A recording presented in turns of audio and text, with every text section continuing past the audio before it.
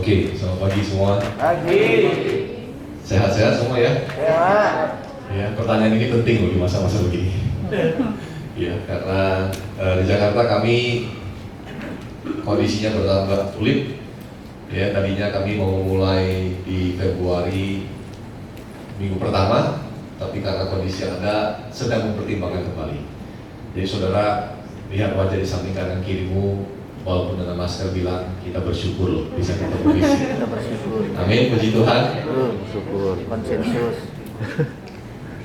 Pertama-tama saya mau berkata bahwa saya diberkati sekali dengan apa yang saudara lakukan bersama ketika menyembah tadi. Ya, karena entah karena saya begitu rindu untuk bersekutu bersama, menyembah bersama di dalam satu ruangan, atau karena memang saya bisa merasakan semangat saudara dalam menyembah Tuhan, kesungguhan hati yang saudara berikan. Sampai saya pengen ke WC, tapi saya tahan, saya bilang udahlah selesai khotbah aja saya baru ke WC. Mendingan saya ikuti sampai selesai, karena saya menikmati waktu-waktu bersama dengan saudara. Boleh kasih tepuk tangan buat Tuhan kita. Saya menyampaikan salam dari Keperatuan di Jakarta Barat, Abaluf Jakarta Barat, dan juga seluruh jemaat yang mereka tahu saya ada di Abaluf Lombok. Saya ada di Lombok karena dua hal. Satu, karena kita mengurus apapun yang sedang kita kerjakan di ladang misi kita. Dan yang kedua, tentunya saya rindu untuk bertemu dengan saudara semua di tempat ini. Dan setelah ini kami juga akan berfellowship bersama para pemimpin. Ya, saya tidak datang sendiri, saya datang bersama dengan istri dan anak-anak saya. Bolehkah berdiri? Dea, Dave, dan Corinne. Anak saya pertama berusia 10, yang kedua berusia 5 tahun. Ya, kami 4D family. Ya, karena semuanya D. Darwin, Dea, Dave, Daryl. Apakah akan jadi 5D? Enggak. Oke, pagi ini Bapak Ibu saya ingin berbagi buat kita semua tentang sebuah topik yang merupakan perenungan saya mungkin sepanjang 4 tahun atau 3 tahun belakangan ini. Ya, topik itu adalah berjudul ini, Fill the Gap, mengisi celah. Ya, saya menemukan gambar yang unik ini dalam proses saya menyiapkan khotbah ini. Dan menurut saya gambar ini sangat menarik karena pria itu sedang terjebak di dalam sebuah posisi yang membingungkan. Dia melepaskan kakinya akan jatuh ke bawah. Dia melepaskan tangannya juga tetap jatuh ke bawah. Betul? Cara satu-satunya supaya pria ini selamat adalah harus ada yang mengisi celah di tengah itu, sehingga dia bisa berdiri, menahan tubuhnya dan tidak terjatuh. Inilah yang sedang terjadi di dalam generasi hari ini, antara generasi yang sebelumnya dengan generasi yang sesudahnya. Terjadi sebuah gap atau celah yang cukup lebar, sehingga kita bingung bagaimana cara mengisinya. Sehingga orang-orang yang berusaha mengisi gap ini tapi tidak pernah mengerti esensi dan kebenarannya, tidak mengerti caranya, mereka berakhir kecewa, jatuh ke tengah-tengah celah tersebut. Hari ini saya mau banyak berbicara tentang perbedaan dan bagaimana kita mengatasi celah antar generasi. Ya, Mas Bambang sebagai gembala saudara sudah banyak sekali berbagi tentang bagaimana membangun Abaluf Lombok sebagai rumah Tuhan, sebagai keluarga, bukan sebagai sebuah organisasi, bukan sebagai sebuah rutinitas mingguan atau bulanan atau tahunan, melainkan sebagai sebuah keluarga. Nah, kendala yang sering terjadi dalam keluarga adalah perbedaan yang sangat signifikan antara orang tua dan anak, betul? Ya. Perbedaan yang sangat signifikan juga yang terjadi dalam gereja adalah antara generasi sebelumnya, Mas Bambang contohnya, mungkin dengan Kak Nandis dan rekan-rekan, atau bahkan dengan Gary dan kawan-kawan yang sangat jauh. Ya, saya kemarin bertemu dengan mereka, saya bilang saya sudah merasa tua ketemu dengan mereka, ya, karena beda usia kami sudah mungkin 16 sampai 17 tahun. Jadi saudara, penting sekali untuk kita mengerti bagaimana caranya kita mengisi celah ini, baik dalam keluarga kita maupun dalam gereja atau bahkan juga dalam bisnis. Karena hari-hari ini banyak bisnis yang mengalami kesulitan karena mereka belum tahu bagaimana caranya shifting atau beralih dari sebuah proses generasi yang sebelumnya, yang lebih senior, kepada yang lebih junior atau yang setelahnya. Bisnis-bisnis yang berhasil untuk berubah adalah bisnis-bisnis yang berhasil mengatasi gap ini. Contoh yang sangat begitu luar biasa booming hari ini adalah Tokopedia. Betul? Hmm. Tahukah saudara bahwa penggerak di bawah itu adalah orang-orang yang usianya 20-an semua.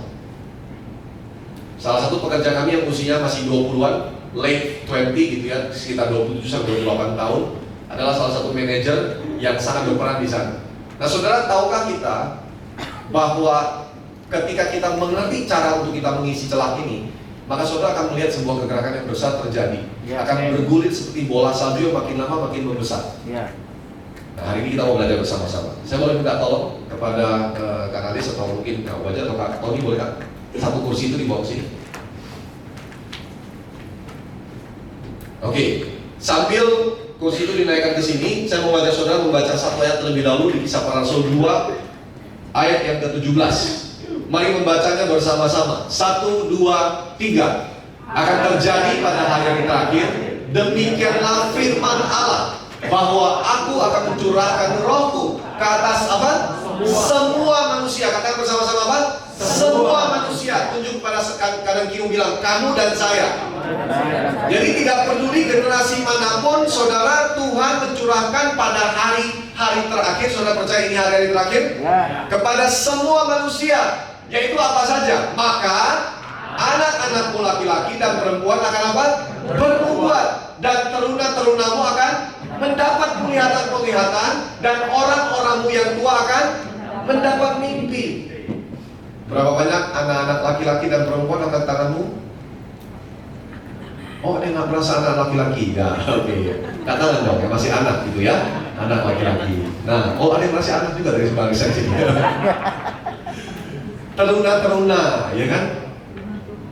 Oh nggak ada teruna-teruna, ada ya. Karena ini harus merasa teruna dong, gitu ya. Atau merasa orang tua semua. Orang tua akan mendapat mimpi, amin. Angkat tangan orang tua, para orang tua. Iya. Katanya rambut putih itu mahkota, anugerah. Ada orang yang nggak sempat rambutnya putih, udah duluan dipanggil ke rumah bapak. Jadi anugerah kalau masih bisa punya kesempatan bicara. Amin. Jadi saudara, apa maksud ayat ini? Maksud ayat ini adalah menjelaskan kepada kita semua bahwa Tuhan bekerja untuk semua generasi.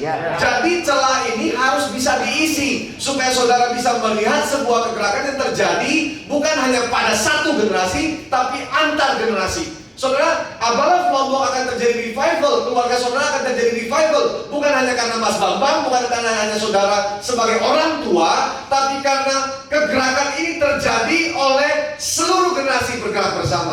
Anak-anak laki-laki dan perempuan akan berbuat, teruna-terunamu mereka akan mendapatkan visi, penglihatan yang jauh ke depan, karena mereka lah yang mampu membawa saudara untuk melangkah jauh ke sana. Orang-orang tua akan mendapat mimpi. Artinya begini, Tuhan tidak pernah menyuruh orang tua berhenti bermimpi. Tuhan justru meminta orang-orang tua, pendahulu-pendahulu untuk tetap bermimpi. Karena Tuhan masih punya bagian untuk hidupmu.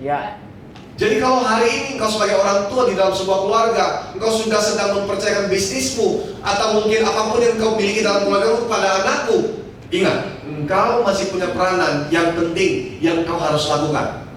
Nanti kita akan lihat bersama Tuhan mau bekerja dalam hal apa.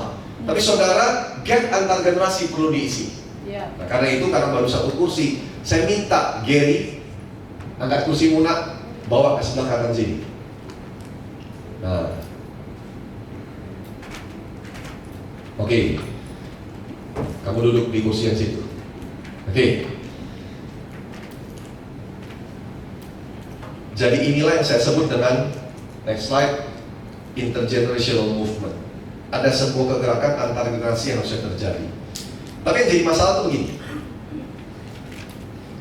Yang sering menjadi masalah adalah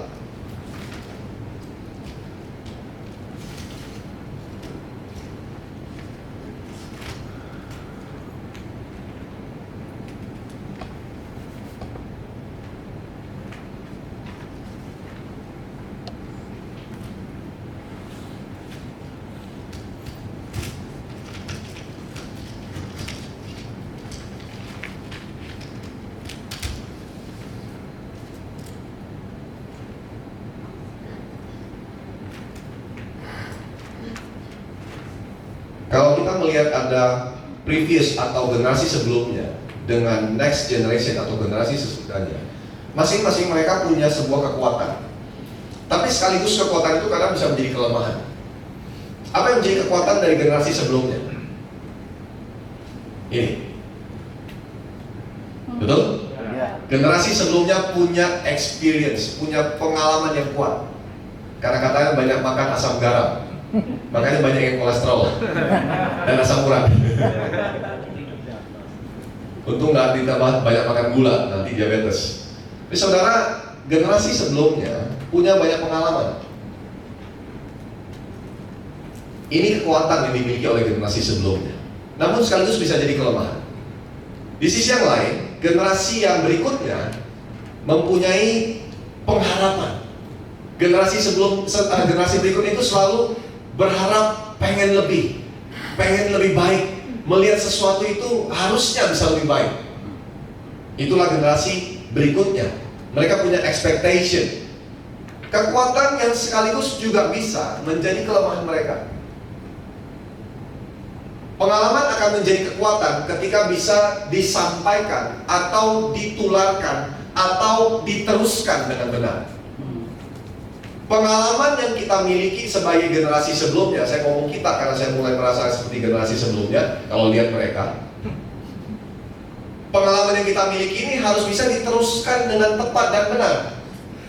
Namun dalam proses kita meneruskan, biasanya yang sering terjadi adalah penolakan dari generasi yang berikutnya. Kenapa? Karena cara kita meneruskan waktu kita mau mengisi celah ini kadang-kadang tidak tepat. Contoh, pernahkah kita atau seringkah kita berkata begini kepada anak kita atau mungkin generasi berikutnya dalam pelayanan atau mungkin bahkan di dalam bisnis, saudara berkata bahwa papa dulu bisa, jadi kamu harus bisa dengan cara yang sama. Itu. Nah, itulah yang membuat penolakan terjadi. Itulah yang membuat apa yang harusnya kita perlu sampaikan nah nyampe. Padahal pengalaman ini wah berharga sekali Bapak Ibu dan Saudara. Saya belajar banyak dari papa saya. Pengalaman hidup dia yang dia ceritakan tidak pernah bisa saya lupakan. Tapi apa yang membuat pengalaman itu sampai? Karena waktu disampaikan bukan dengan cara paksaan. Walaupun papa saya pernah melakukannya dengan cara paksaan. Contoh, waktu saya masih SMP kelas 1 saya masih ingat. Ketika saya masih SD, saya bermain, mainan saya beli, minta papa saya beli dan lain-lain. Karena memang kami dari keluarga yang pas-pasan. Bukan jenis yang pas mau beli rumah ada, pas beli mobil ada, bukan ya. Benar-benar pas-pasan maksudnya. Jadi papa saya sangat jarang memberikan saya mainan. Namun mainan-mainan yang cukup murah biasanya dia belikan. Namun ketika saya sudah masuk SMP kelas 1, satu hari saya mau main layangan, Bapak Ibu. Ya beli layangan murah lah ya, nggak seberapa, benang layangan juga murah. Papa saya dulu sangat jago bermain layang. Dia bahkan sangat jago membuat layangan, bahkan sangat jago membuat benang khusus yang buat main layangan. Jadi waktu saya menginjak kaki saya di SMP kelas 1, dia berkata, ngapain beli layangan, buat sendiri aja. Nah, pengalaman itu saya nggak bisa lupakan, berharga sekali buat saya. Karena dalam proses itu terjadi dua hal. Dia menyampaikan pengalaman dia kepada saya. Ada satu bagian dengan cara yang tepat, tapi ada bagian lain dengan cara yang kurang tepat. Bagian yang tepatnya adalah dia menemani saya dalam prosesnya. Dia bilang, ayo kita pergi beli bambu. Wah, saya seneng tuh, excited. Dia temenin saya kan, pergi beli bambu, menarik gitu. Sampai di tempat bambu, dia kasih tahu cara pilih bambu yang benar untuk bikin layangan. Jangan yang terlalu tua karena gampang patah. Jangan yang terlalu muda karena akan sulit, sangat keras sekali. Jadi harus middle, harus setengah tua setengah muda gitu. Teruna muda gitu jenis bambunya. Jadi dipilih. Setelah dipilih saya bilang, Pak, ya udah kita pilih yang ini ya gitu. Menurut kamu yang mana? Yang ini Pak menurutku gitu. Oke, bagus, pilihan kamu bagus gitu. Ayo kita bawa pulang gitu. Hah, sepanjang ini Pak, 3 meter saudara. Naik motor bawanya. Dia bilang, iya nggak apa-apa, kamu pegangin. Bapak kasih tahu cara pegangnya di belakang. Udah pegangin, bawa pulang. Sampai di rumah, dia ajarin saya bagaimana cara membelah itu bambu dengan gergaji. Dia kasih tahu saya, kamu mau berapa senti tinggi layangannya? Saya bilang, macam-macam Pak. Ya udah, yang pertama dulu mau berapa senti? 40 senti Pak tingginya.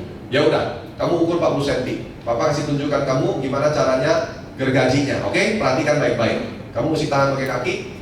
Terus habis itu taruh di tempat pakai penahan, pakai alasnya. kemudian pakai tangan di sebelah sini, jangan di sebelah sana, di sebelah sini. Kemudian kamu lihat ukurannya udah pas, kamu potong pelan-pelan. Tangan kamu di sampingnya mendekat, tidak terlalu jauh, tidak terlalu dekat juga. Kamu gergaji mulai. Ini gerakannya. 1, 2, 3, harus ada iramanya dibilang. Kamu harus dapat iramanya. Oke, ngerti Pak? Gitu. Pak Tunin. Saudara, saya sudah lakukan. Begitu saya mulai gergaji, sudah. Nah, yang selama dari tadi proses tepat kan? Sampai tiba-tiba saya gergaji ya, nyangkut salah gitu. Muncul tiba-tiba, enggak gitu caranya. Gimana sih kamu? Masa papa ajarin kamu nggak bisa? Papa dulu diajarin sekali sama kakekmu langsung bisa loh. Nah, itu mulai udah gak nyampe tuh. Iya kan? Iya. Benar nggak? Iya. Kalau caranya begitu udah mulai gak nyampe. Iya kan dulu papa, aku kan lahirnya beda. Ya kan biasanya kan kita mulai muncul Iya. argumen-argumen di dalam hati kita sebagai orang yang lebih muda. Kan itu dulu papa. Padahal berharga nggak pengalamannya? Berharga sekali. Nanti kita bahas gimana caranya kita isi game. Sebaliknya, generasi yang muda, generasi yang berikutnya punya pengharapan yang luar biasa, punya mimpi-mimpi, punya sesuatu yang pengen dikejar, pengen lebih baik, pengen ini, pengen itu.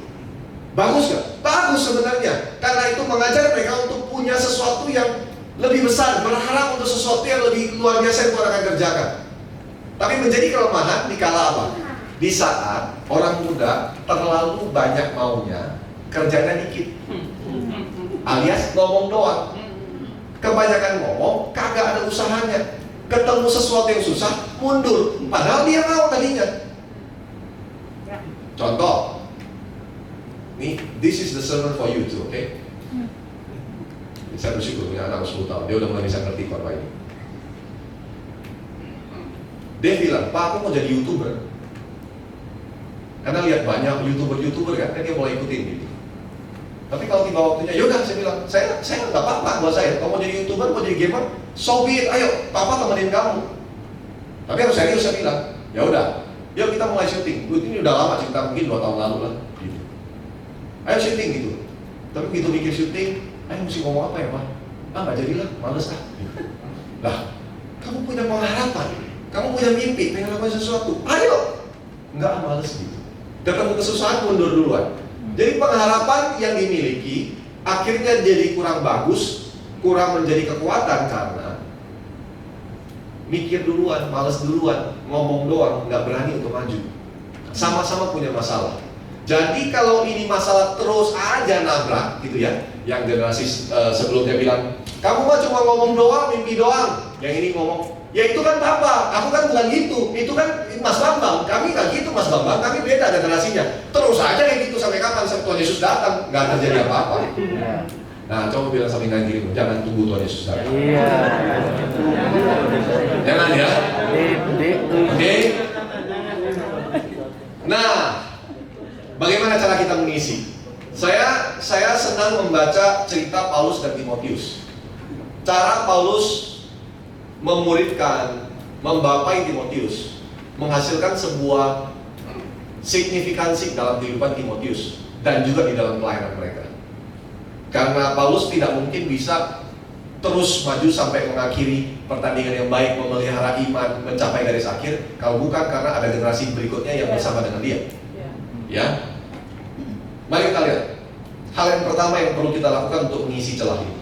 1 Timotius 5 ayat 1 sampai 2. Saudara, ayat ini sederhana. Bahkan kalau buat orang-orang muda sering dipakai untuk khotbah tentang love, sex, and dating. Tapi dalam proses saya merenungkan ayat ini lebih dalam, saya menemukan makna yang luar biasa sebetulnya. Firman ini berkata begini, janganlah engkau keras terhadap orang yang tua, melainkan tegurlah dia sebagai bapa. Tegurlah orang-orang muda sebagai saudaramu, perempuan-perempuan tua sebagai ibu, dan perempuan-perempuan muda sebagai adikmu dengan penuh kemurnian. Sadarkah saudara bahwa di balik ayat ini, di balik tulisan dari Paulus ini, tersirat sebuah kata yang sangat penting yang harus Timotius miliki untuk bisa melakukan apa yang ditulis ini. Timotius tidak mungkin bisa menegur dengan baik kepada laki-laki yang lebih tua sebagai bapak dan yang muda sebagai saudara, perempuan yang lebih tua sebagai ibu, perempuan yang muda sebagai adiknya dengan penuh kemurnian, kalau dia tidak punya satu kata yang sangat penting dalam proses ini. Boleh saya minta jadi maju ke depan ya, duduk di sebelah sini. Nah, sekarang saya jadi bapak aja. Walaupun usia kita beda 16 tahun ya, tapi nggak apa-apa. Nah, saudara, apa yang harus dilakukan untuk mengisi celah ini? Apa yang Timotius harus miliki? Apa yang Paulus ajarkan kepada Timotius supaya dia mampu memimpin di usia dia yang muda? Apa yang harus ada di tengah-tengah sini? Apa yang harus kita miliki di tengah-tengah keluarga kita antara orang tua dan anak supaya apapun yang kita miliki di dalam generasi sebelumnya bisa sampai. Sebaliknya apapun yang dimiliki oleh generasi yang lebih muda bisa sampai ke sini. Nah, yaitu kata ini. Boleh lihat sama-sama? Baca bersama 1, 2, 3. Respect, hormat. Nah, saya akan kasih ilustrasinya gini dulu. Kadang-kadang yang lebih sering nyampe bukan respect duluan, tapi ini judgment, penghakiman atau penilaian. Kadang-kadang penilaian bukan berarti harus yang sangat bagaimana gitu, tapi penilaiannya bentuknya itu memang menilai, mengukur. Generasi yang sebelumnya mengukur generasi yang muda, generasi yang muda mengukur generasi yang sebelumnya, saling mengukur-mengukuran. Nah, kalau ini yang dikasih, mau tanya dia, kalau saya kakak ngasih kamu nih, kamu kan melayani hari ini orang-orang muda yang kita lihat berpotensi dan luar biasa gitu. Tapi yang Kak Darin kasih ke kamu adalah penghakiman dan penilaian. Apa yang kira-kira kamu bakal rasakan? Langsung aja yang pokok di kepalamu. Sakit hati. Terus kita begitu dia sakit hati dia bilang gini, itu ada sakit hati, ada apa-apanya kamu mah, lemah, lembek banget sih. Berproses dong. Nah itu kan kita muncul lagi kan. Jadi sudah kasih penilaian, diresponi, muncul lagi penilaian. Kayak nggak selesai-selesai gitu. Jadi dia bisa sakit hati, jadi males, udahlah terserah lah, mau apa juga terserah gitu. Nah sebaliknya, coba gitu, kasih juga satu aja, udah banyak-banyak, masing-masing dulu ya. Apa yang kita rasakan kalau orang-orang muda nilai kita gini, lambat kerjanya udah tua, lebih cepet dong, harus berubah nih, jangan gini terus. Pak, bisnis papa mah payah pak kalau kayak gini terus, harus berubah pak sistemnya. Nggak bisa gitu caranya. Apa yang kita rasakan sebagai orang yang lebih tua? Anak kurang ajar. Tuh, anak kurang ajar. Terus kita ngomong apa? Kamu nggak tahu, kamu tuh bisa gede kayak gini karena usaha papa. Loh, ada yang ketawa. Ada pengalaman di sini. Ada. Ada. Terus kita ngomong lagi kan? Contoh kalau di gereja gitu. Kalian semua nggak tahu saya ini Mas Bambang berkorban, jual semuanya buat demi abang Lombok. Kamu bilang saya hari ini lambat. Nah, betul. Nah, selama judgment ini terus saja bertukar, saya kasih ke dia kasih ke saya, terus saya kasih ke dia kasih ke saya. Kapan selesainya, saudara? Jadi apa yang harus dikasih? Dia harus ditutup, diselesaikan. Nah, masing-masing harus punya ini. Respect. Nah, saya mau jelasin bagian ini. Ini yang menarik. Seringkali dalam pemahaman kita, hormat itu hanya dilakukan dari generasi yang berikutnya kepada generasi yang sebelumnya. Anak kepada orang tua, yang muda kepada yang tua, betul? Respect tidak bisa hanya terjadi satu sisi, tapi harus berjalan dua sisi. Tapi bagaimana respect harus berjalan dua sisi? Ini penting. Saudara, kalau kita fokusnya kepada manusianya, kita nggak akan pernah bisa hormat dengan ketulusan hati dengan apa adanya. Jadi bagaimana sikap hormat yang harus terjadi? Mari lihat slide berikutnya. Baca bersama, 1, 2, 3. Generasi sebelumnya harus menghormati apa? Apa yang Tuhan akan kerjakan di dalam hidup generasi berikutnya. Dengarkan dulu saya. Generasi yang sebelumnya, saya sebagai bapak harus bisa menghormati bukan Gerinya, tapi apa yang Tuhan akan kerjakan dalam hidup Gary. Saudara, semua panggilan yang luar biasa yang Tuhan akan kerjakan dalam hidup Gary, saya perlu hormati itu. Cara saya menghormatinya adalah saya harus percaya bahwa dalam proses dia berjalan bersama Tuhan, Tuhan akan kerjakan sesuatu. Saya nggak bisa serta-merta dengan pemikiran saya, pendapat saya, penilaian saya langsung melarang, menghentikan dan berkata bahwa jangan. Saya perlu bisa menghormati apa yang Tuhan akan kerjakan atas hidupnya. Saul tidak menghormati apa yang Tuhan akan kerjakan bagi hidup Daud. Saul tidak menghormati urapan Tuhan atas hidup Daud. Maka dia mati dengan cara yang menurut saya mengenaskan buat seorang raja yang besar buat Israel. Saudara, generasi sebelumnya harus bisa menghormati apa yang Tuhan akan kerjakan bagi generasi yang berikutnya. Namun sebaliknya, generasi yang berikutnya, mari baca bersama, harus menghormati apa? Apa yang Tuhan sudah kerjakan di dalam apa? Hidup generasi sebelumnya.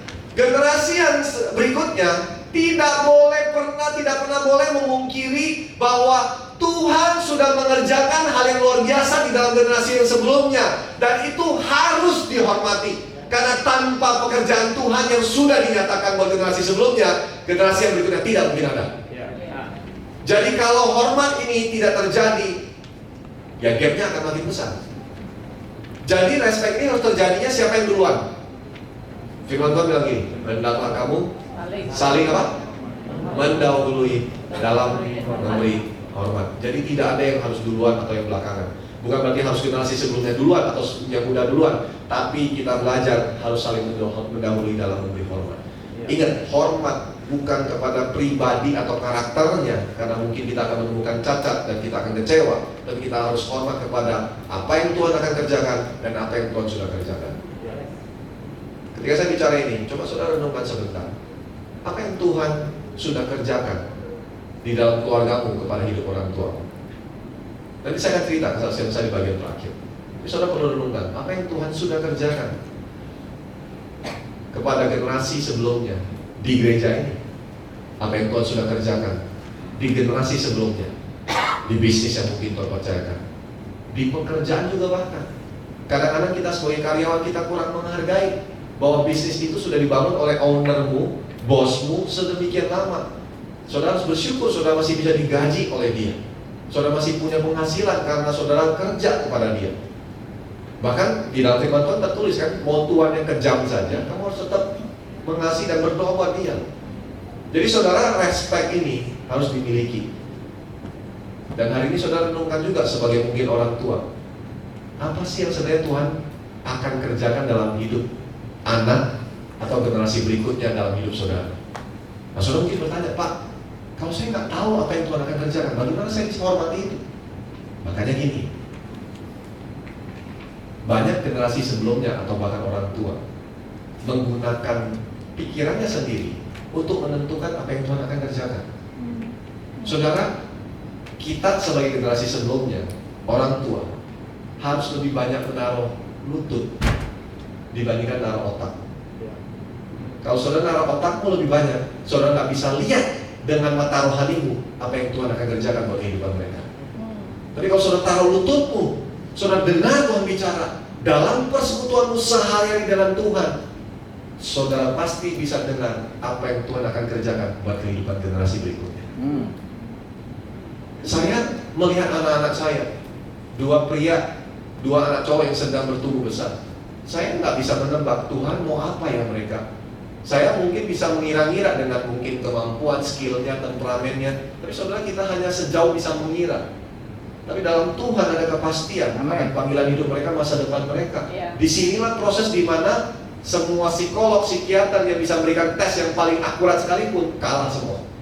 Karena hanya Tuhan yang tahu yang paling baik. Jadi caranya adalah saya harus taruh lutut saya lebih banyak, berdoa untuk mereka. Saya percaya saudara, hari ini saya ada di depan saudara karena mama saya dulu banyak menaruh lutut dibandingkan taruh otaknya. Karena dia kewalahan nanganin anaknya yang terlalu pintar, terlalu licik, kadang-kadang dulu masa lalu saya. Jadi dia bingung, tapi dia taruh lutut, saya kalah. Tuhan bisa langsung sentuh hati saya. Nggak bisa lari lagi. Tuhan bilang, aku tangkap kamu Darwin, kamu nggak bisa kemana-mana. Mari generasi sebelumnya, para orang tua, taruh lutut kita lebih banyak. Mereka akan kalah sama lutut kita. Bukan di situ saudara ya. mereka yang kalah sama lutut kita waktu kita datang sama Tuhan. Tapi sebaliknya bagaimana yang muda bisa mengerti dan melihat. Nah, bagian yang muda lebih simpel sebenarnya. Duduk bicara. Sikap kita yang lebih muda harus datangi bapak-bapak rohani kita, papa kita, orang tua kita di rumah. Saya banyak datang sama papa saya di rumah, ngobrol, nanya, dulu gimana waktu hidup bersama dengan kakek, gimana susahnya. Saya tahu semua ceritanya. Saudara, papa saya masih muda, nggak punya uang untuk sekolah, dia harus cari uang buat sekolah. Pulang setiap kali bangun pagi, jam 4 pagi dia sudah bangun. Kerjaan dia ngapain? Mungutin asam, pohon asam banyak di Aceh, asam Jawa yang jatuh ke jalan yang. Jadi mereka bilang pokoknya, makanya kalau udah bangun siang rezeki dipatok ayam, katanya. Sebenarnya bukan ayam yang patok itu, saudara, tapi diambil orang lain sebenarnya. Ya karena kalau kalah kan mereka yang muda-muda yang masih usia SD waktu itu, SMP, rebutan untuk bisa dapetin tuh asam. Kadang-kadang mereka ke lapangan metik sayur. Terus papa saya masih ingat ceritanya, bagaimana dia datang ke tempat penjagalan babi. Ya dulu Aceh sebelum syariat Islam terjadi dan masih zaman dulu, penjagalan babi masih banyak di mana-mana. Salah satunya biasanya penjagalan babi yang paling besar itu di samping sungai, karena mereka langsung pembuangannya ke sungai hasil kotorannya. Nah di ujung dari pembuangan itu di sungainya tempat itu biasanya banyak ikan-ikan yang makan kotoran-kotoran babi itu dan segala macam. Papa saya tangkap ikan di situ, terus bawa pasar jual sayur, asam Jawa, ikan. Udah kerjanya tiap hari gitu. Pulang dari sekolah jualan es, datang ke tempat distributor es lilin, ambil es lilin, masukin dalam apa sih namanya itu? Masukin apa? Ya dalam ice box itu, terus dia bawa keliling untuk jualan es lilin. Soalnya cerita-cerita ini terjadi karena apa? Karena saya datang ngobrol. Jadi Gary, generasi yang muda, generasi yang setelahnya, generasi berikutnya perlu datang. Kita jadi anak, kita perlu datang. Pak, tanya, ngobrol. Nah kalau sudah ditanya, bapak-bapak jangan gini. Nggak ada bapak, biasa aja. Gimana caranya bisa diulang? Ya jangan, ceritain. Mau yang jelek, mau yang bagus, ceritain semua biar dia tahu. Oh, dulu gitu ternyata gitu. Terus ceritain, jangan dibuat-buat ya. Dulu papa sengsara banget. Saya tangannya dikasih jeruk nipis. Gak usah, jangan dibuat-buat juga. Apa adanya saja. Gitu ya. Nah, jadi kalau respectnya nyampe, apa yang terjadi? Gapnya mulai terisi. Coba geser. Ya kan? Gapnya mulai terisi. Udah bisa lebih nyambung, ngobrolnya bisa lebih enak karena sama-sama dapat. Hormatnya berasa gitu. Yang dihormati bukan personalnya, karakternya yang memang masih punya banyak kekurangan, tapi apa yang Tuhan akan kerjakan, apa yang Tuhan sudah kerjakan. Nah, setelah hormat apa lagi? Next. Mari baca bersama 2 Timotius 1 ayat yang kedua. 2 Timotius 2 ayat 1 sampai 2. 1, 2, 3. Sebab itu, hai anakku, jadilah kuat oleh kasih karunia dalam Kristus Yesus. Apa yang telah kau dengar daripadaku di depan banyak saksi, apa? Percayakanlah itu kepada orang-orang yang dapat dipercayai, yang juga cakap mengajar orang lain. Ada satu kata yang penting di situ, yaitu percaya, trust. Saudara, kita dalam proses membangun membangun supaya terjadi kesatuan hati dan tidak ada lagi gap antar generasi adalah kata ini, next slide, yaitu trust. Saudara, trust tidak bisa terjadi dalam satu hari, perlu dibangun. Dibangunnya dari kapan? Dari hari ke hari, perlu proses waktu. Nah saudara, jangan kita membangunnya justru apa? Nah ini saya mau kasih. Jangan kita membangunnya justru doubt, yaitu keraguan.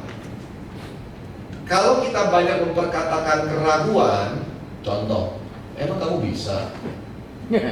Bapak kurang yakin, kakak kurang yakin nih kamu bisa. Terus sebaliknya kamu kali ini kasih lagi. Emang dulu gitu pak? Emang papa bisa sukses begini karena begitu prosesnya? Enggak lah, gitu. Emang papa masih bisa? Nah saudara, semakin yang ditukar adalah keraguan terus menerus, apa yang terjadi? Nggak maju-maju. Apalagi tadi tidak ada hormat, yang ada justru judgment. Judgment, penghakiman ditambah dengan keraguan, gone, selesai. Nggak akan nyampe. Saudara akan melihat generasi saudara itu liar. Dia akan ngatur dirinya sendiri, hidup sendiri, nggak mau ikut saudara. Kami banyak mengencourage jemaat yang kami pimpin saudara di Jakarta, karena mereka datang dari daerah kebanyakan ke Jakarta. Terus nggak mau lagi pulang ke daerah, nggak mau nerusin bisnis papanya dan lain-lain. Ditanya kenapa? Ada banyak faktor, tapi paling mengakar sebenarnya adalah dua hal ini. Soalnya kalau ditanya mengasihi nggak? Mengasihi, iya kan? Pasti mengasihi. Sebenarnya sebagai anak tahu bapaknya mengasihi dia, sebagai bapak juga tahu anaknya mengasihi dia, tapi ininya nggak nyampe. Akhirnya yang diisi keraguan, dan akhirnya nggak nyampe. Jadi apa yang harus dimiliki? Trust. Nah, apa yang harus dipercaya dalam proses ini? Karena Paulus berkata, apa yang sudah aku ajarkan padamu di depan banyak saksi, percayakanlah itu. Ya kan, kata percaya itu artinya ada sebuah proses yang saudara mesti berani beri. Kalau tidak pernah dipercaya, nggak bisa jadi sesuatu. Contoh, hal-hal yang kecil. Ketika saudara makan, anak saudara sudah cukup besar, saudara mesti mulai percaya kepada dia untuk dia bisa mengatur sendiri. Saya terakhir waktu kami pergi ke sebuah tempat, saya bilang sama anak saya, "Nak, nih, papi kasih kamu kartu kredit papi, ya kan? Karena papi kan kita kan mesti ke sana sekarang, nggak bisa datang lagi ke kita pakai bill, pakai tanda tangan, harus pakai pin. Nih, papi kasih kamu, sini papi bisikin pinnya. Oke, kamu ingat ya? Ya, Dev ya? I did it for you, right? And are you happy about it?" Ya, dia senang karena dia bisa mencoba sesuatu yang baru. Saya belajar percaya. Nih, papi kasih ya. Ingat kartunya, kamu pegang. Saya sambil liatin kan. Dia bergerak ke ala kasir, kemudian dia kasih. Kamu mesti ngomong, "Kak atau Pak, ini gitu buat bayar. Meja nomor sekian." Dia kasih, kemudian dia bayar. Ingat pinnya, jangan salah. Dia kerja pinnya. Saya kasih tahu kalau pinnya kamu salah sekali, lebih baik kamu balik ke sini tanya papi. Nanti supaya papi kasih tahu supaya saya salah 3 kali diblokir. Ya kan? Dia balik. Sekali dia langsung ingat, dia pakai. Terus next time dia langsung otomatis gini. Pi, ayah bayar aja kan waktu itu ayah nggak pernah. Tapi pinnya apa ya Pi? Lupa gitu. Ya nggak apa-apa, kasih tahu lagi, percaya. Butuh waktu, percaya, ya kan? Nah saudara, hal yang kecil, mulai dari hal yang kecil, bukan dari hal yang besar-besar. Jangan saudara bilang gini, saya nggak bilang gini, "Dev, kamu tolong dong kembali zamannya papi pimpin." Ya amsyong lah, nggak mungkin kan gitu. Kamu tolong ngurus multimedia di gereja, ya belum bisa gitu. Sesuai dengan kapasitas usianya juga. Jadi trust. Nah apa yang harus dipercaya? Kita lihat kalimat ini, mari lihat sama-sama. Next, mari baca bersama. 1, 2, 3, generasi sebelumnya harus percaya bahwa Tuhan akan memakai generasi berikutnya untuk mencapai tujuan yang lebih besar. Jadi percayanya sama siapa? Tuhan. Percaya bahwa Tuhan akan memakai generasi berikutnya untuk mencapai tujuan yang lebih besar. Bukan percaya sama dia. Kalau percaya sama dia kita lihat, ini nggak meyakinkan nih, kurus-kurus. Aduh, kurang afdol nih kayaknya, masih kayaknya agak sengean. Nggak cocok lagi. Ya nggak bisa. Percaya bahwa Tuhan akan memakai dia. Sebaliknya, generasi berikutnya apa?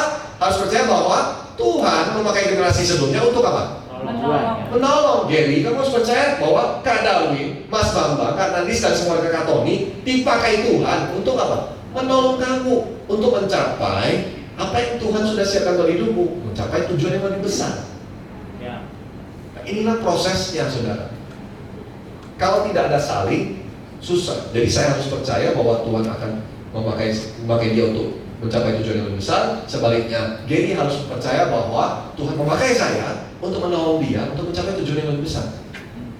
Nah, generasi yang muda, kalau kita jadi generasi yang berikutnya, kita harus percaya bahwa begini, engkau nggak bisa berjalan sendiri, engkau perlu bapak, engkau perlu orang-orang yang menemani hidupmu supaya engkau bisa mencapai tujuan yang lebih besar itu sampai jadi.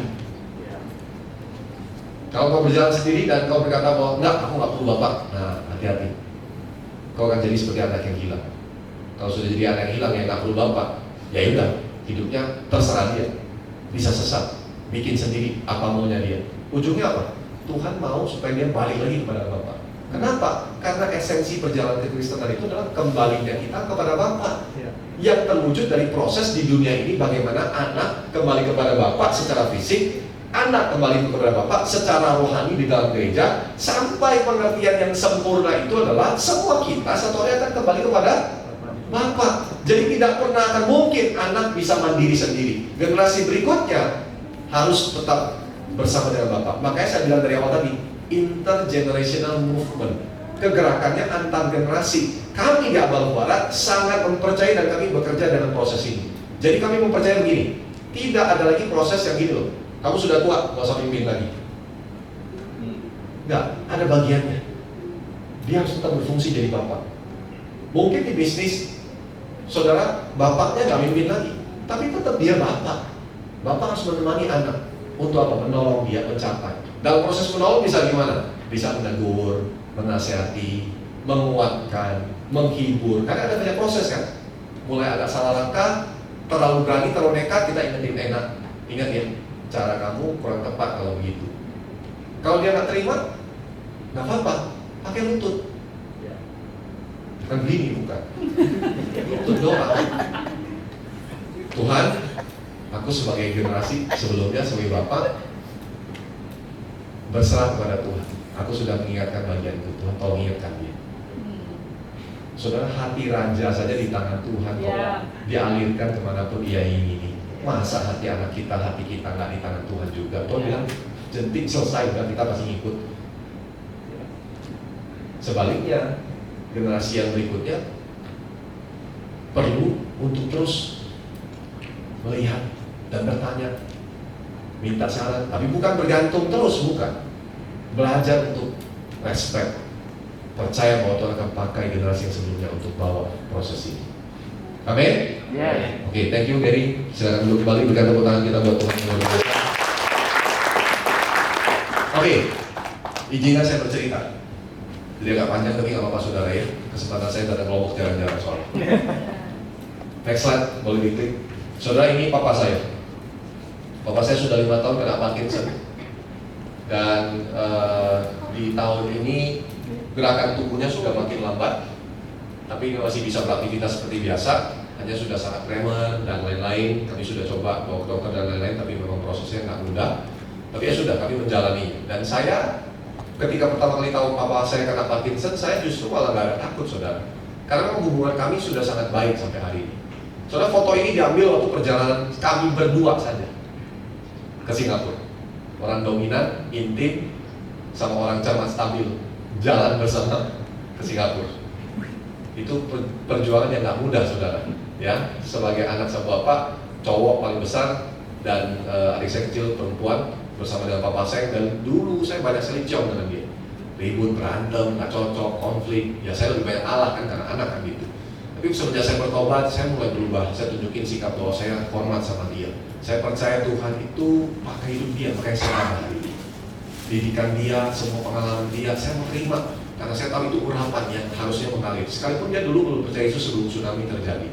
Nah saudara, kami pergi berdua jalan ke Singapura. Itu di tahun 2004 tahun yang lalu, kalau saya nggak salah, atau 3 tahun yang lalu, saya lupa. Dari perjalanan kami ke Singapura sangat berkesan. Karena waktu itu papa saya sebelumnya pernah bikin paspor, 5 tahun sudah lewat, dia belum juga pergi ke luar negeri. Ya, anaknya ngerasa kayak, kok anaknya sudah terbang ke luar negeri kemana-mana, tapi bapaknya belum pernah. Jadi saya bilang, Pak, aku nabung deh, ngajak papa ke Singapura. Biasanya respon papa lah, nggak usah nak, kamu buang-buang duitmu. Ngapain? Gitu. Nggak Pak, kali ini aku harus pergi sama papa, berdua aja. Yang penting papa mau kan? Ya udah, kalau kamu maksakan gitu. Padahal hati mau banget. Ya karena dia belum pernah ke luar negeri. Jadi saya ajak dia pergi. Akhirnya singkat cerita, tabungan cukup, saya beli tiket dan lain-lain, saya berangkat ke luar negeri. Sudah ada aja berkat Tuhan. Sampai di sana, ya ketemu tante dari istri saya, malah dia berkati kami, dia ngasih kami uang. Ini kamu buat kalian jajan gitu. Dia senang karena lihat saya jadi anak yang mau gitu ngajakin papa jalan-jalan. Padahal memang ya nggak ada yang ngapa-ngapain, cuma jalan. Jadi 4 hari 3 malam kami spend di sana. Sepanjang jalan, ya udah saya pengen ikut dia aja, papa pengen kemana, pengen makan apa, gitu. Dari situ kami ngobrol, di pesawat kami ngobrol, ada banyak cerita-cerita lucu, ya kan, lagi beli kopi di Starbucks. Dia nggak tahu Starbucks itu orang duduknya, ya ada aturan ya kan, ada orang duduk satu orang di satu meja, di sebelahnya kosong kursinya, dia tahu duduk di situ, saudara. Lucu gitu, terus saya datang, Pak, kita pindah, Pak, di situ Pak duduknya. Oh iya katanya gitu. Jadi ada banyak kisah-kisah yang luar biasa yang seru. Kalau dia capek, ya udah kita berhenti, terus malam sebelum tidur saya pijitin dia, saya bilang, saya banyak ngobrol dengan dia, saya bilang, Pak, thank you, karena sudah bersama dengan Darwin selama ini dan sudah banyak menjadi teladan, ngasih contoh. Walaupun papa saya dulu didik saya mah keras sekali, saudara. Saya pernah diikat di pagar tetangga, disandet pakai, saudara, papa saya nggak pernah sandet saya pakai kayu yang besar, selalu pakai lidi cuma 1 helai, tujuannya supaya luka. Sadis gitu kan. Saya pernah diikat di pagar tetangga, saudara. Rumah saya ada pagar, tapi saya sengaja diangkat, diikat di pagar tetangga, saudara. Di tengah jalan itu, malunya luar biasa. Pengalaman saya di masa lalu waktu Champions League ngambun dia cuma karena itu. Dan salahnya tau gak karena apa? Karena saya cuma salah nyobek bagian tengah dari buku. Bagian tengah dari buku, kertas kosong buat ulangan. Nah, saya sobeknya bukan dari buku ulangan, tapi dari buku catatan. Dan ini dia hitung, saudara, itu jumlah lembaran ada berapa? Itu bapak saya. Tapi saya belajar dari proses itu. Dan saya belajar ketika saya mengalami pemulihan dengan dia di tahun 2001 dan seterusnya. Tuhan banyak tolong saya, Tuhan banyak ubahkan saya, dan proses itu membawa saya ada hari ini. Saudara, respect yang saya punya kepada dia, dan saya percaya sekalipun saudara dia sedang dalam proses dia sakit sekarang, tapi saya percaya bahwa Tuhan tetap pakai dia untuk menolong saya mencapai tujuan yang besar dalam hidup saya. Tapi bukan hanya dia Bapak secara biologis, sekaligus juga dalam perjalanan saya nggak bisa pungkiri memang dia adalah darah daging saya jadi dalam perjalanan. Tapi juga ada bapak-bapak rohani, saudara. Next slide. Saudara, saya bertobat tahun 2000 ketika saya ke Jakarta kuliah. Dari Aceh saya berangkat. Inilah pembina saya pertama, namanya Antak Kirana. Saudara, hari ini dia sudah tidak lagi di Abalef karena punya masalah kekecewaan, memang proses konflik terjadi dan kepemimpinan di tahun 2006. Tapi bagi saya, Bapak itu ya proses terus berjalan. Hari ini dia seperti sahabat kepada saya. Sekalipun dia tidak di Abalef, bahkan hari ini dia mengembalakan gereja lain, tapi hubungan kami sangat baik. Saudara, itu pertemuan kami di umur saya 27, 11 tahun yang lalu. Dan ini proses yang luar biasa yang kami jalani bersama. Saya percaya bahwa ketika saya tetap respect, tetap percaya bahwa Tuhan memakai dia untuk menolong saya mencapai tujuan, saya akan berjalan kepada tujuan yang lebih besar. Bukan hanya dia, ada Kak Seno tentunya, next slide. Oke, ini waktu memimpin ibadah mahasiswa, karena dia mempercayakan ini kepada saya waktu itu. Saya waktu itu memimpin di tahun 2006 ketika dia harus berangkat ke luar negeri karena keluar dari gereja, dan saya harus meneruskan kepemimpinan yang memang dia sudah siapkan untuk saya juga. Waktu itu saya memimpin 600 mahasiswa di zaman itu, dan saya masih ingat proses itu, nggak mudah. Tapi sekalipun kami sudah berbeda, dia konflik dan kepemimpinan, tapi dia tetap menemani saya dalam prosesnya. Next slide.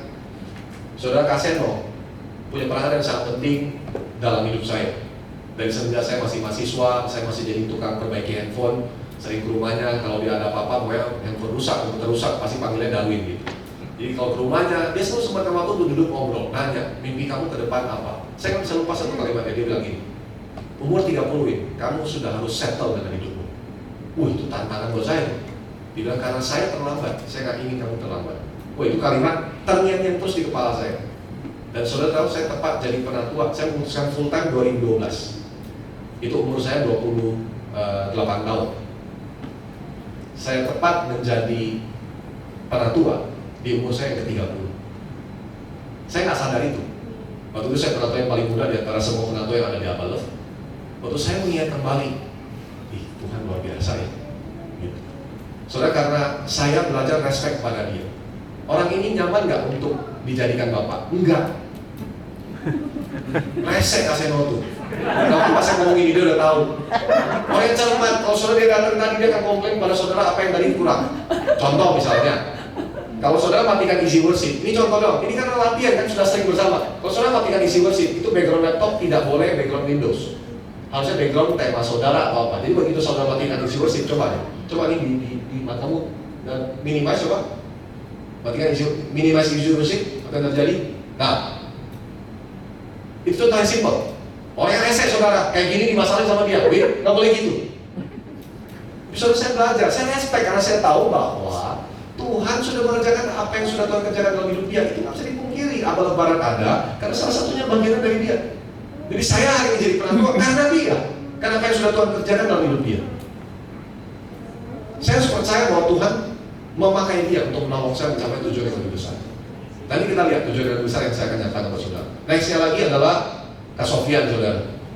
Saya jarang bertemu pribadi ini, tapi urapan bapaknya itu berasa sekali. Tiap kali ketemu, apa yang dia sampaikan pasti begitu tajam. Saudara pasti belum pernah dinubuatkan dengan kata-kata yang sangat-sangat, menurut saya, sangat-sangat, saudara nggak kepikiran gitu. Dia bisa ngomong itu dalam waktu bernubuat buat saudara. Jadi satu kali kami ngumpul pada tua barat, terus dia doain satu-satu. Dia doain saya, dia bilang gini, Win, saya lihat kamu tuh kayak kampret. Jadi saya lihat saudara keluar dari mulut, saya lihat kamu kayak kampret. Maaf, maksud saya hewan yang malam hari bisa melihat itu, kelelawar maksud saya. Karena kamu bisa melihat hal yang tidak bisa dilihat orang lain, tapi kamu bisa lihat itu. Saudara waktu itu nyampe kepada saya tangkap itu, iya benar Tuhan, saya tahu Tuhan pakai saya untuk ini, saya mau belajar. Yang kedua, nubuatannya lebih lucu lagi, dia bilang gini, saya lihat kamu ini kayak ulukan rujak. Apalagi jadi nggak tahu kenapa kalau yang nubuatin saya pasti ada selalu kata-kata yang unik gitu. Tapi soalnya saya nggak bisa lupa. Dia bilang gini, karena kamu akan membawa banyak unsur dalam hidupmu untuk diproses bersama dengan kamu. Karena ulekan kan kalau lu mau ngulek sambel campur sama apa buah gitu, bukan rujak. Kan nggak bisa cuma nggak bisa nggak mau bersentuhan kan gitu. Ya harus bersentuhan. Jadi kalau saya mau bawa generasi A, B, C, D untuk bersama-sama, saya harus rela nyampur sama mereka. Bahkan bisa menyisakan pedas-pedasnya, nggak enaknya pahit-pahitnya ke saya juga kalau saya jadi ulekan dengan gitu. Nah saudara, itu nyampe ke saya. Saudara, dia sampai menyampaikan waktu ini foto di Hong Kong, saudara. Waktu itu saya pelayanan bersama dengan KID ke Hong Kong. Dan saya masih ingat dia di Jepang. Terus dia kontak saya, dia bilang, Win, saya dapat info dari Risma, karena sekretaris saya Risma, kamu lagi di Hong Kong bersama KID. Saya akan mampir, Win, 2 hari saja di Hong Kong. Kita ketemu yuk, sekalian anak saya itu, saya Majesty. Itu anaknya Majesty yang di sebelah kirinya. Jadi dia bilang, yuk kita ketemu. Dia selalu sempatkan diri, ketemu, makan, ngobrol. Yang berpesan, Tuhan kuatkan saya, Win, saya tahu kamu Tuhan pakai kamu siap. Bapak-bapak rohani luar biasa. Next slide. Inilah orang-orang yang kemudian bersama memimpin di dalam kepenatuan. Kakak-kakak yang saya selalu respect, saya selalu percaya di balik semua kekurangan mereka. Tipenya unik-unik, ada yang stabil, kalau ditanya apa nggak banyak ngomong, chat di WA nggak dibales-bales, ada yang kayak gitu. Tapi saya nggak bisa memungkiri bahwa saya harus menghormati, saya harus percaya dalam proses itu. Next slide lagi, ada proses di mana, nah ini ibadah. Ketika hari Tuhan mempercayakan kami jemaat di Abal Barat 1950 orang, proses yang gak gampang yang kami lewati bersama. 6 orang penatua dalam satu gereja itu gontong-gontongannya luar biasa. Tapi kami belajar saling hormat, saling percaya. Terus saja berjalan. 7 tahun sudah kami lewati. Sudah sempurna? Belum. Masih sering konflik? Masih. Tapi yang apa-apa terus jalanin. Sebelum khotbah hari ini semalam saya WA sampai jam 1:30 malam. Gitu. Di grup. Tapi yang bicara hanya 2 orang, Seno dan Darwin. Yang lainnya mungkin sudah tidur. Gitu. Sampai Seno terakhir ngomong, oke Win, besok harus pelayanan, istirahat ya. Oke, karena memang ada hal-hal yang harus kita bereskan. Karena kondisi yang ada di Jakarta mengakibatkan soal ibadah, pekerjaan dan lain-lain nggak mudah. Tapi itu yang kami lakukan. Next slide. Sudah tidak mungkin nyampe di gedung ini kalau bukan karena saya ngejahit. Ini hasil karena trust and respect dari 2 sisi. Saya waktu diundang ke gedung KPK, saudara, untuk nyampein khotbah di peristiwa doanya. SMS-nya, WA-nya masuk kan? Pak, nama saya ini, saya PIC peristiwa doa dari KPK, ingin mengundang Pak Darwin atas rekomendasi dari Bapak Seno Wijaya. Saya pas baca itu, saya ketik gini, saudara, ini polosnya saya. Maaf Bu, maksudnya KPK ini, saya pikir singkatannya apa kan? Kristen apa gitu ya. Serius, saya polos banget gitu. Karena fotonya kan wanita biasa gitu, fotonya kan yang PIC-nya gitu. Terus, ini KPK maksudnya Komisi Pemberantasan Korupsi atau apa ya Mbak, saya tanya gitu. Terus, iya Pak, kami KPK Komisi Pemberantasan Korupsi, emang ada KPK dengan kepanjangan yang lain Pak gitu. Bisa belajar di situ. Next slide. Bersama dengan KID. KID itu guru luar biasa. Tiap kali duduk meja makan, pasti dia ngajar. Ada saja ajaran yang disampaikan. Dia jarang saya ngobrol tanya keluarga gimana, anak gimana, jarang. Pokoknya kalau sampai, Win, maksud abadi Allah itu adalah itu sudah pasti, saudara.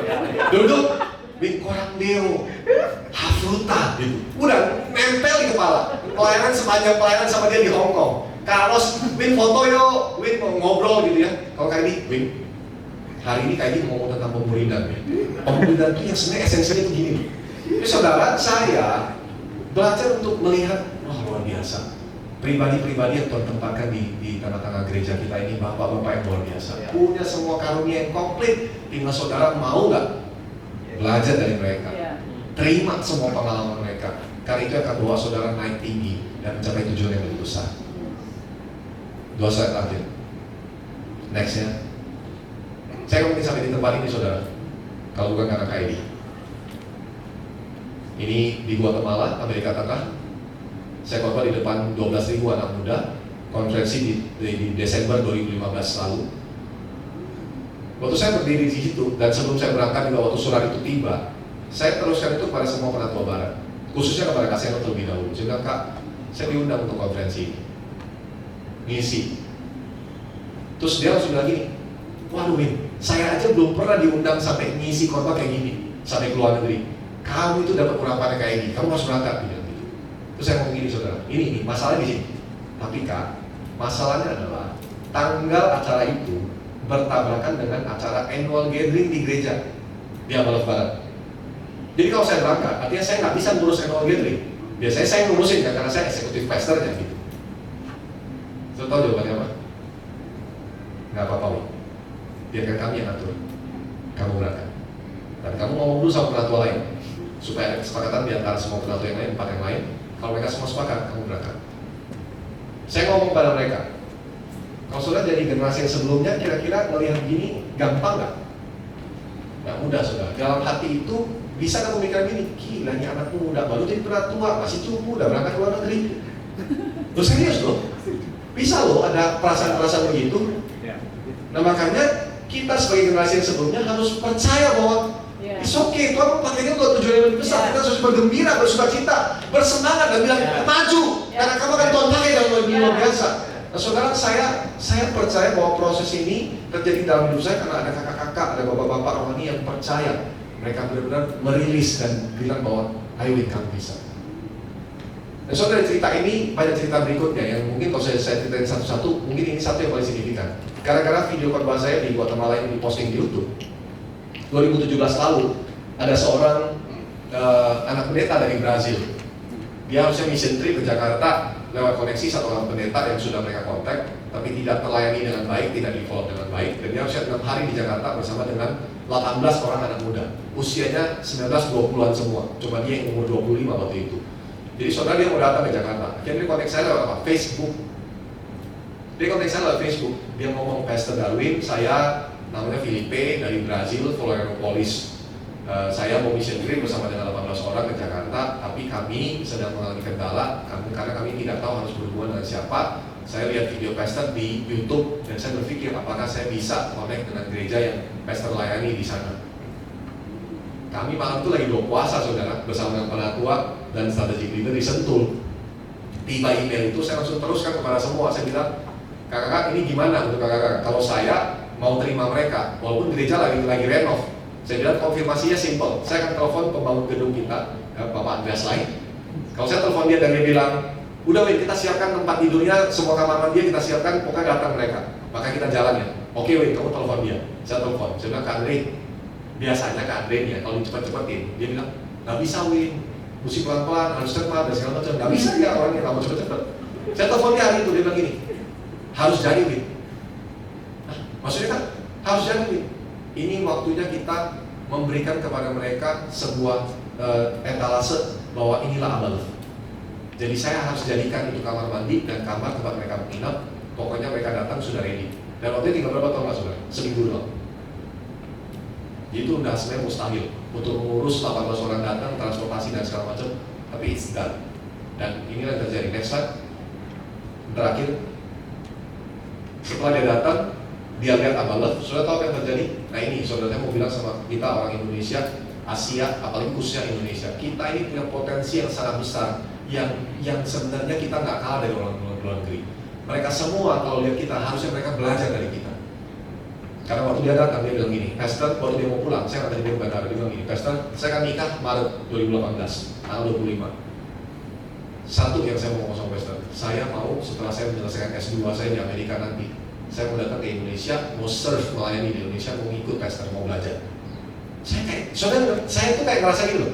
Saya siapa ya gitu? Kayak saya masih anak muda, ya baru bertumbuh, baru belajar. Background saya juga bukan orang yang hebat, bukan dari kota besar, dari Aceh, tapi saya melihat bagaimana Tuhan bawa saya. Ini benih yang kalau saudara tabur, saudara akan tuai. Saudara tabur respect dan trust, saudara akan dapatkan juga respect dan trust. Kalau saudara taburnya judgment sama doubt, penghakiman dan keraguan, saudara kan tabur tua itu. Karena saya taburnya itu, saya dapatkan trust, saya dapatkan hormat dari orang yang baru kenal dalam cuma seminggu. Dan saudara ternyata dia serius. Kan kadang-kadang gini, kita ngerasa, ya kadang-kadang omongan, maaf ya, basa-basi yang bisa jadi belum tentu terjadi kan. Dia bilang gini, yang kedua, saya mau pastor datang di pernikahan saya. Waktu dia ngomong gitu kan, kita yang mikir kan, tiket ke Brazil berapa? Gitu kan, saya bilang ya nanti kita lihat lah ya Tuhan bekerja gimana. Jawaban commonly pastor gitu ya, pendeta gitu. Kita lihat Tuhan kerjanya gimana gitu. So dia pulang. 2 minggu kemudian dia kontak saya, dia bilang gini, pastor saya udah ngomong sama papa sudah setuju untuk undang pastor datang. Jadi kita akan biayain semua tiketnya dan pastor tinggal datang gitu. Pas saya dengar itu, saya tahu gereja mereka nggak besar, gereja mereka jumlahnya 400-an saudara. Saya bilang, kalian beban nggak? Ini saya bilang, mendingan tiket saya sini ke Singapura, karena saya mau beli 2 tiket terpisah, saya tanggung sendiri, Singapura ke sana baru kalian yang bayarin. Dan dia kita beli, akhirnya saya berangkat. Saudara, saya nggak pernah menyangka diminta doain orang menikah, itu yang baru kenal seminggu, bule di luar negeri, dan dia minta, pastor harus doain saya waktu saya nikah. Dan semua keluarganya sepakat gitu. Karena memang ini mereka gereja sangat profetik. Ini saudara, semua perjalanan ini sudah saya terakhir. Tidak akan pernah terjadi kalau bukan karena ada proses saya belajar untuk hormat dan percaya. Dan generasi yang sebelumnya juga yang hormat dan percaya akan proses Tuhan dalam hidup saya. Jadi saya berdoa hari ini supaya apa yang saudara dengar bisa membawa saudara menjadi keluarga-keluarga yang mengalami terobosan, bahkan melihat tujuan yang lebih besar bisa dicapai dalam kehidupan generasi demi generasi. Saudara akan dibawa oleh Tuhan di gereja ini Amal of Lombok untuk melihat kegerakan Tuhan terjadi. Saudara akan melihat kegerakan yang lebih besar lagi. Bola saljunya akan mulai bergulir. Dengarkan ini, generasi-generasi muda, perananmu penting. Kamu mesti bayar hargamu untuk sesuatu supaya terjadi. Generasi-generasi teruna-teruna muda Tuhan percayakan hari ini, engkau mendapat penglihatan. Tuhan akan bawa gereja ini karena engkau dapatkan visinya dan kau berani. Nah ini perlu dapat urapannya dari Bapak rohani saudara ini, yang selalu dapetin sesuatu, dia mau bergerak, tapi mungkin karena banyak kendala-kendala terhentikan lagi.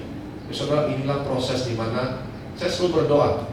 Ketika saya banyak berkeliling Amal, saudara, dan saya banyak berkoordinasi dengan khususnya orang-orang muda, dan saya melihat bahwa Tuhan tuh masih kasih mimpi luar biasa buat orang-orang tua, buat generasi sebelumnya. Mas Bambang cerita bagaimana 3 tahun lalu punya dapat mimpi untuk mau melakukan perintisan. Tapi gimana gereja yang di Amal yang di sini? Siapa yang mengurus dan lain-lain? Harus bangkit pemimpin baru, harus ada kegerakan terobosan terjadi. Biarkanlah trust dan respect terus dibangun sampai saudara melihat mimpi-mimpi yang besar Tuhan jadikan di tempat ini. Amin. Amin. Mari berdiri bersama, mari kita datang pada Tuhan. Thank you Jesus.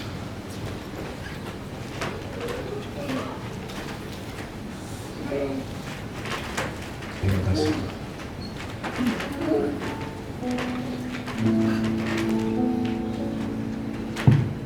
Mengiringmu seumur hidupku, masuk dalam rencanamu Bapa.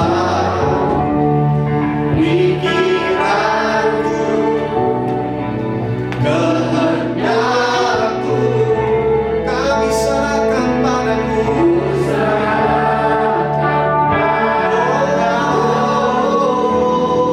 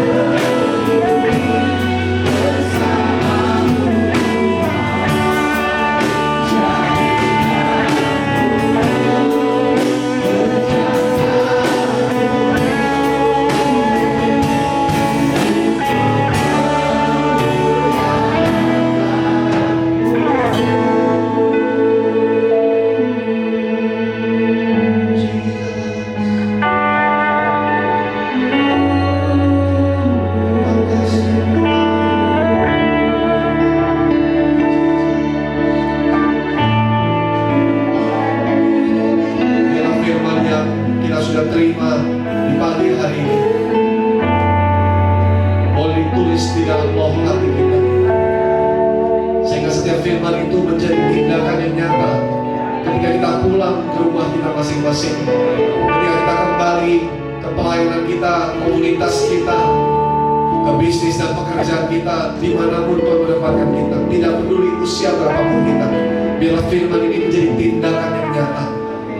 Ada hormat dan percaya di tengah-tengah kita, sehingga intergenerational movement, kegerakan antar generasi yang terjadi di rumah kita, mulai dari keluarga kita sampai kepada pelayanan, bisnis dan pekerjaan kita. Tuhan, hari ini kami semua, kami ada di hadapan-Mu. Kau tahu hati setiap kami. Kami rindu melihat terobosan terjadi, Tuhan. Saya digerakkan Tuhan untuk saya mengajak saudara melakukan sebuah tindakan profetik yang mewakili sebuah generasi. Oleh Mas Bambang, Kak Nandis, Kak Tony, Kak Arya, dan rekan-rekan yang memimpin, dan juga Gary boleh turun, dan rekan-rekan yang muda, Kak Kata boleh ikut turun ke bawah, boleh berdiri di depan sini bergandengan tangan. Mas Bambang, Kak Nandis, Kak Tony, Kak Arya,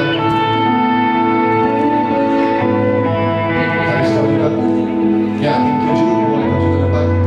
Saudara Giri, Nakata, boleh bergandengan tangan, saudara. Biarlah hari ini ada deklarasi bahwa kami mau berjalan bersama Tuhan, melihat sebuah perubahan terjadi. Kami percaya Tuhan, kami mewakili keluarga kami terlebih dahulu. Kami percaya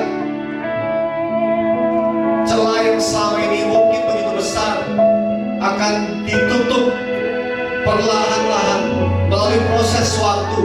Celah itu akan tertutup Tuhan oleh rasa hormat dan percaya di tengah-tengah kami.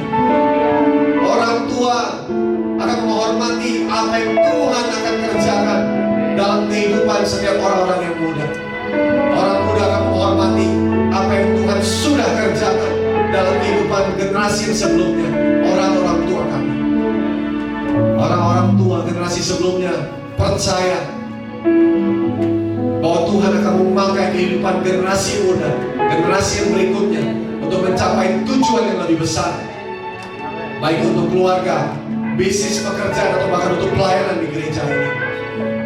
Orang-orang muda generasi berikutnya percaya bahwa Tuhan memakai generasi yang sebelumnya, orang-orang tua, untuk menolong kami semua yang muda mencapai tujuan yang lebih besar.